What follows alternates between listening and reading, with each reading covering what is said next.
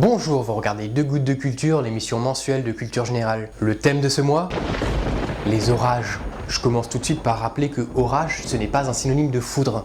La foudre, c'est l'éclair correspondant à une décharge électrostatique.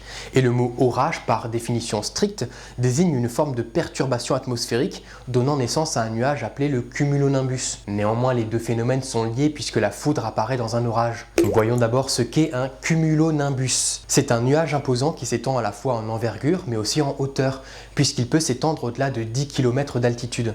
Les conditions favorables au développement du cumulonimbus sont une atmosphère chaude et humide en surface et plus sèche et froide en hauteur. La chaleur en surface va rapidement élever la vapeur d'eau qui va se refroidir en altitude et se condenser autour de noyaux pour former des gouttelettes d'eau en suspension, c'est-à-dire un nuage. Si la quantité d'eau évaporée est importante, le nuage peut atteindre une certaine altitude où la température de l'air chute, faisant cristalliser l'eau sous forme de neige puis de grêlons. Ce cumulonimbus peut s'élever jusqu'à la tropopause. Il s'agit de la limite entre la troposphère et la stratosphère, qui se trouve à peu près à 10 km d'altitude. La tropopause est une couche d'atmosphère où la température est stable entre -50 et -60 degrés Celsius. Car au-delà de cette limite, dans la stratosphère, la température augmente à nouveau pour atteindre 0 degrés Celsius. Donc une fois que le cumulonimbus a atteint cette tropopause, il ne peut plus s'élever. Il va alors s'étendre horizontalement à son sommet. Cette formation aplatie s'appelle l'enclume. L'élévation de l'eau à une telle altitude est possible grâce au fort courant ascendant dont la vitesse peut dépasser les 100 km/h. Cette aspiration de l'air peut éventuellement générer en surface des vents violents, voire des tornades.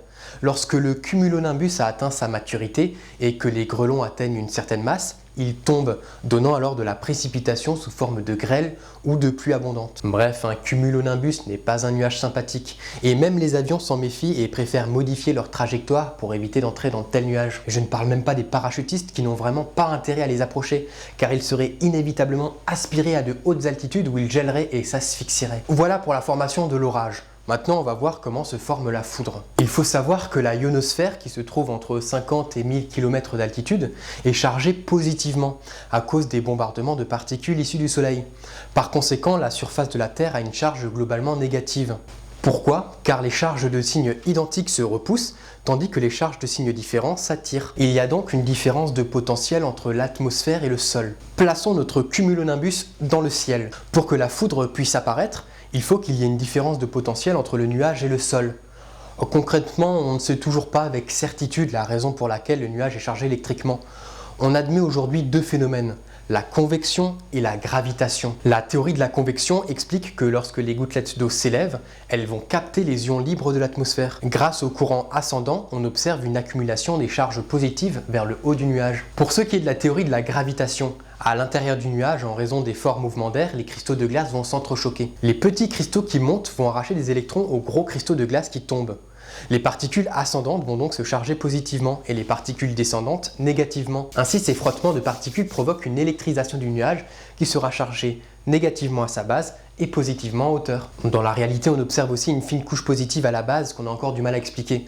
On suppose que lorsque la température des particules dépasse la limite critique de -15 degrés Celsius, celles-ci redeviennent positives. Donc résultat de la convection, on a maintenant un nuage chargé fortement positivement en hauteur, fortement négativement en bas, et légèrement positivement à la base. Rappelez-vous, comme je l'ai dit tout à l'heure, les charges de signes identiques s'opposent et de signes différents s'attirent. Ainsi, par répulsion, les charges négatives qui se trouvent en bas du nuage vont inverser localement la charge électrique à la surface de la Terre, qui va devenir alors positive. On a maintenant un véritable dipôle électrique, comme une pile, avec un pôle plus à la surface de la Terre et un pôle moins à la base du nuage. Seulement, dans les conditions normales, le courant électrique ne peut pas passer entre ces deux pôles, car l'air qui les sépare est un très mauvais conducteur électrique. Pour qu'il puisse y avoir un transfert de charge, il faut que le champ électrostatique dépasse la limite diélectrique de l'air. Atteint cette limite, il se produira une décharge localisée qui va arracher des électrons aux molécules de l'air, créant ainsi un canal de plasma. Ce canal ionisé est appelé précurseur ou traceur. Il s'étend vers le bas en se ramifiant, empruntant les chemins qui offrent le moins de résistance. En réaction au sol, les charges positives vont se concentrer sur les objets pointus et élevés, et un traceur va légèrement s'élever de la même façon. Lorsque les deux précurseurs de charges opposées se rejoignent, ils forment un canal de plasma reliant le nuage au sol. Ce plasma étant un excellent conducteur, les charges positives au sol empruntent ce passage, ce qui déclenche un arc électrique en retour. Et voilà notre coup de foudre. Vous aurez remarqué que la foudre est un phénomène ascendant.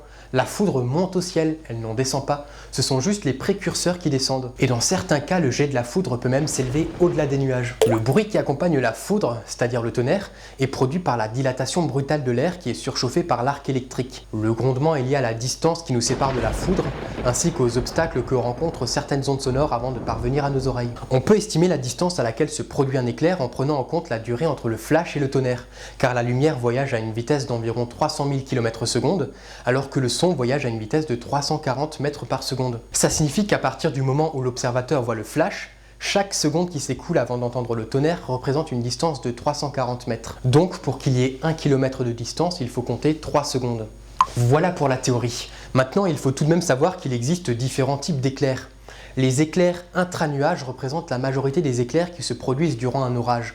Ce sont des éclairs qui ont lieu au sein même du nuage sans toucher le sol. Les éclairs internuageux, ce sont des éclairs entre deux ou plusieurs nuages. Les éclairs nuage-sol ascendants, comme ceux qu'on a détaillés tout à l'heure. Les éclairs nuage-sol descendants, plus rares, où l'arc en retour s'effectue vers le bas. Et maintenant, quelques chiffres. Le diamètre du canal de la foudre est d'environ 3 cm. Au sein de ce canal règne une température de 30 000 degrés Celsius, soit 5 fois la température à la surface du Soleil. Alors que les précurseurs avancent à une vitesse de 200 km par seconde, l'arc en retour, lui, progresse à une vitesse de 100 000 km par seconde, soit le tiers de la vitesse de la lumière. Chaque année dans le monde, on compte 1,3 milliard d'éclairs, soit 40 décharges par seconde. Mais seul un quart de ces décharges touchent le sol. Rien qu'en France, par an, on compte plus de 500 000 décharges touchant le sol, provoquant le décès d'une trentaine de personnes et de plus de 10 000 morts d'animaux d'élevage. Néanmoins, le foudroiement n'est pas systématiquement fatal. La probabilité d'en décéder n'est que de 10%, mais 70% des survivants souffrent de séquelles permanentes. Mais ces accidents sont souvent dus à des imprudences de la part des victimes. Le risque réel de foudroiement est faible si on prend certaines précautions, comme par exemple il faut éviter d'aller en altitude, il ne faut pas s'abriter sous un arbre. Il ne faut pas courir ni faire de grandes enjambées, car lorsque la foudre frappe la terre, le courant se propage dans le sol, et la différence de tension entre les deux pieds, ce qu'on appelle la tension de pas, va faire circuler le courant électrique entre les deux jambes en passant par le bassin. L'idéal, c'est de se réfugier dans une maison ou dans une voiture. Dans ce cas-là, le risque devient très faible. Bon, ça fait un peu peur comme ça, mais en fait, le risque est très faible. Alors s'il doit y avoir un orage ces prochains jours, profitez juste du spectacle.